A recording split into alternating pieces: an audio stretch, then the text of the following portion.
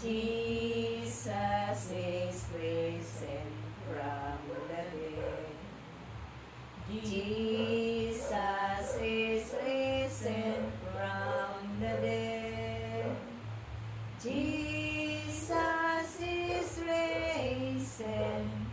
Jesus is risen. Jesus is risen from the dead.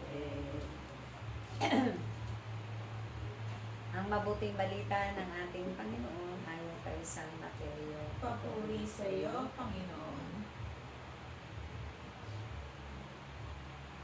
Nang makita niya ang napakaraming tao, nahabag siya sa kanila sapagkat sila'y lito at lupaypay, parang mga tupang walang pasto.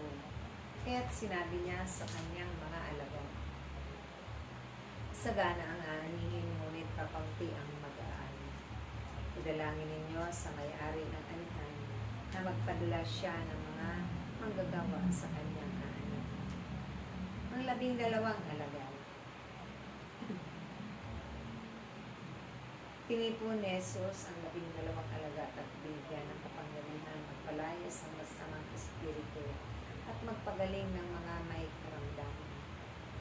Ito ang pangalan ng 12 apostol, si Simon na tinatawag na Pedro at si Andres na kanyang kapatid, sina Santiago at Juan, mga anak ni Zebedeo, sina Felipe at Bartolome, si Tomas at si Mateo at publikano, si Santiago na anak ni Alfeo at Zebedeo, at si Tadeo, si Simong Makabayan at si Juan at si Judas Iscariote ang nagkanulo kay Jesus. Sinugo ni Jesus ang 12. Ito'y sinugo ni Jesus sa kanyang pinagbilinan. Huwag kayong pupunta sa lugar ng mga hintil o sa alinmang bayan ng mga Samaritano. Sa halip ay hanapin ninyo ang mga nawawalang tupa ng sambahayan ng Israel.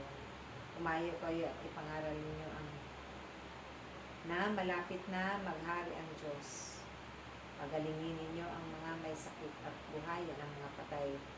Pagalingin ninyo ang mga tutungin at palayasin ang mga demon.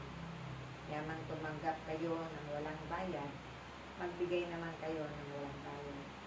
Huwag kayong magdala ng salapi na ginto, pila o tanso sa inyong mga lakbutan. Mga kapatid, ito ang mabuting balita ng ating Panginoon. Pinupuri ka namin, Panginoong Jesucristo. Sing Hallelujah to the Lord. Sing Hallelujah to the Lord. Sing Hallelujah. Sing Hallelujah. Sing Hallelujah to the Lord.